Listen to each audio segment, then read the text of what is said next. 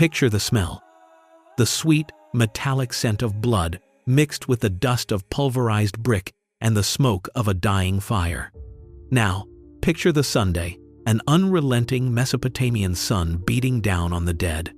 An ancient poet, a survivor, wrote that the corpses in the streets of the fallen city of Ur melted away like fat left in the Sunday. This isn't poetry. This is a witness statement. It's a forensic observation of mass death and decomposition written 4,000 years ago. For centuries, we thought it was just a story. But newly analyzed evidence, hidden in the earth and in the cracks of clay tablets, reveals a horror far more real than we ever imagined. This is the story of how the world's first cities died. And now, please stop the video and subscribe to our channel. To be able to keep making videos like this, we need to reach 1,000 subscribers as soon as possible.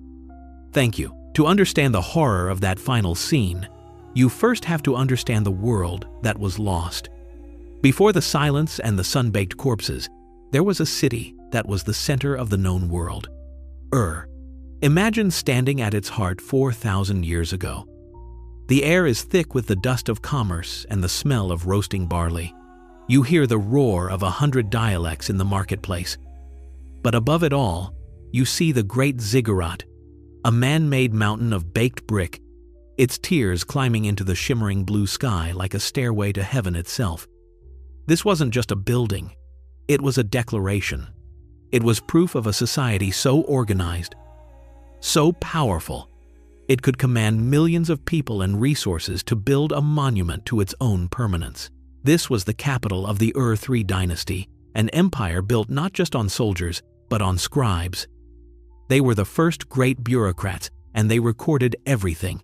We have found hundreds of thousands of their clay tablets, a data cloud of the ancient world, meticulously documenting every tax payment, every ration of beer for a worker, every single sheep in the state's herds. This was a civilization that believed in absolute order.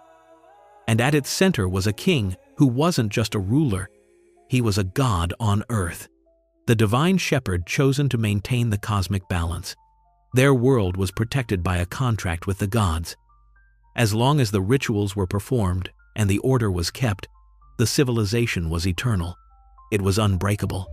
This perfect, clockwork machine of a society makes the sheer chaos of its end all the more disturbing. So, what happens when a civilization that believes it is immortal is faced with a threat it cannot comprehend? The first cracks in this perfect facade don't appear in a grand battle, but in the quiet, desperate lies of the state, hidden in records never meant to be seen. But that perfect, ordered world had a weakness. Every system does. For the Sumerian Empire, the first tremors of the earthquake that would shatter their world came from the west. They called them the Amorites. To the highly urbanized Sumerians, they were everything they were not. Nomadic peoples who, according to Sumerian texts, knew no grain and lived in tents.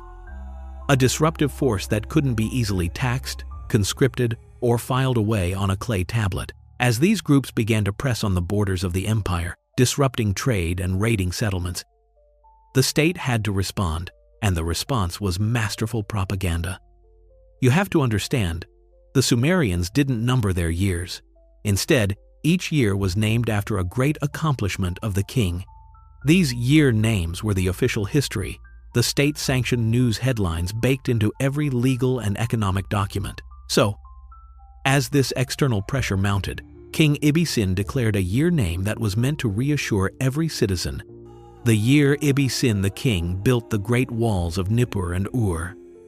The message was clear and powerful. Your god king sees the threat. He is in control. He is building defenses to keep you safe. The cosmic order is being maintained. It was a story of strength and security, carved into history itself. But propaganda is for the public. The private correspondence of the powerful, records never meant to survive 4 millennia, tell a story not of a kingdom confidently building walls, but of a king who was rapidly losing control of what was happening inside them. Those walls were a lie, and we know this because of an incredible archaeological discovery: the private correspondence of the king himself. These letters, baked in clay and never intended for our eyes, peel back the curtain of propaganda and show us the raw, unfiltered panic of a collapsing state. The key evidence is a series of messages exchanged between King Ibbi-Sin in the capital and his general Ishbi-Era, stationed in a nearby city. In one stunning letter, the general reports that he has successfully procured a massive hoard of grain for the capital's 72,000 gur, or over 21 million liters. It's enough to feed the city, but then comes the excuse. He claims he cannot ship it to Ur because hostile Amorites have cut off all the river and canal routes. He then makes a demand that should send a chill down your spine. He asks for 600 boats and to be placed in charge of the capital's defense. At first glance, it might seem like a loyal general asking for the tools to do his job. But you have to read between the lines. This is not a request. It's a threat. Ishbi-Era is holding the city's food supply hostage. He's using the Amorite threat as leverage to seize military power for himself. The king, supposedly a god on earth, is being blackmailed by his own commander. The entire state apparatus is fracturing. The walls the king was boasting about were useless because the most dangerous enemy wasn't outside the gates. He was inside the chain of command, hoarding the kingdom's food. And while these two men played their desperate game of power, a far more immediate crisis was exploding in the streets of Ur. The answer to what happens when 21 million liters of grain never arrives is recorded, not in a royal letter, but in the cold, hard numbers of the state's own economic ledgers. What is the actual quantifiable price of a civilization's life? Look no further than the cold, hard numbers baked into a simple administrative tablet from Umma, a state ledger tracking the very lifeblood of their society: barley. For generations, the price was stable, a constant you could build a life around. 1 shekel of silver bought you 300 liters of grain. But this tablet, from the final, desperate years, tells a horrifyingly different story. The price didn't just rise, it screamed skyward. 1 shekel of silver no longer bought 300 liters, it bought less than 5. A 60-fold price increase. Can you imagine? The price of food didn't double or triple, it multiplied by 60. This single measurement, baked into clay, is the sound of a civilization starving to death. The once bustling trade canals of Ur have fallen silent, their waters now reflecting only the haunted faces of the starving.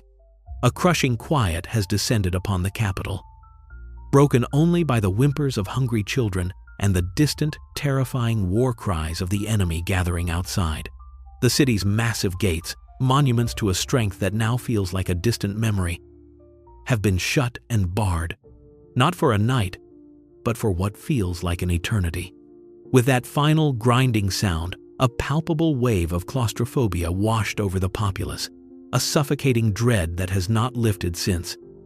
They are trapped between a government that can no longer feed them and the hostile forces pressing in on their walls. Every shadow seems to lengthen into a threat. Every unfamiliar sound sends hearts racing. This is a city holding its breath, a community paralyzed by a terror that seeps from two fronts: the gnawing emptiness in their stomachs and the menacing presence that waits patiently just beyond the impenetrable walls. The slow decay of Ur finally shattered into a violent, chaotic climax. From the east, a storm of men erupted the Elamites and Shemashki, moving with a terrifying force. The ancient lament for Ur remembers it not as a battle, but as a heavy silencing storm, a force of nature that descended to annihilate.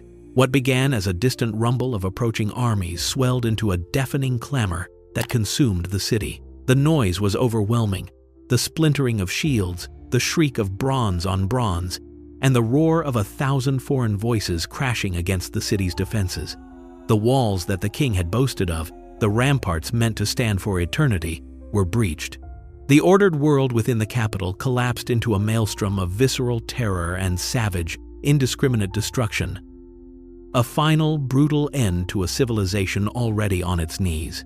The true horror of Ur's end was not written in clay tablets, but etched in bone and ash. Generations later, when archaeologist Sir Leonard Woolley excavated the ruins of the great city, his team uncovered the shocking, physical evidence of its demise. Beneath the surface, they identified a destruction layer, a stratum of charred remains and rubble 2 to 3 feet thick that screamed of a city-wide conflagration. But the most chilling discoveries lay within this layer of ash. Skeletons were found not in organized graves, but scattered and crushed in the streets where they fell. Modern forensic analysis of these remains paints a gruesome picture of the city's last moments. Unhealed sword cuts to skulls and perifractures, breaks in the forearm bones caused by raising an arm to defend against a blow, provide the silent, irrefutable proof of a desperate and violent final struggle. This was not a peaceful decline. It was a brutal massacre, forever preserved in the archaeological record. Let us return, now, to the words of the dead. The lament for Ur, once a piece of ancient, mournful poetry, now rings with the chilling authority of an eyewitness report. The full weight of the physical evidence transforms its verses into a testimony of unbearable horror. The poet cried, "In its streets, they lay in heaps." And for centuries, we heard a metaphor for devastation. Now, we see the images from Woolley's excavation, the scattered, unburied skeletons crushed in the rubble. A literal confirmation of the poet's words, but it is the next line that completes the crescendo of horror. A line that can no longer be mistaken for poetic license. The corpses, like fat left in the sun, melted away. Understand this now, with the full context of the massacre laid bare. This is not a simile. This is a precise, horrifyingly clinical description of mass human decomposition under a brutal Sunday. The horror is now fully realized. The lament is not a story, but the sound of a people forced to watch as the bodies of their loved ones putrefied in the streets of their murdered city. In the end, the story of Sumer's collapse is a chillingly familiar one. It is the story of a government that projected an image of eternal strength while its people starved. A fatal truth hidden in the dry calculations of its own administrative records. The fall of Ur was not merely the result of an invading army. It was the final, violent spasm of a society that had already begun to die from within. This is the universal pattern, the quiet horror that echoes through history, the profound fragility of even the most complex societies, the catastrophic danger of ignoring inconvenient truths, and the power of propaganda to mask a mortal decay until it is far too late. The kings of Ur built walls of mud brick and boasts of words, condemning their own people to a slow death while reassuring them of their safety. The Sumerians wrote their warnings on clay. They buried them in the dust. The question is, are we any better at reading them now?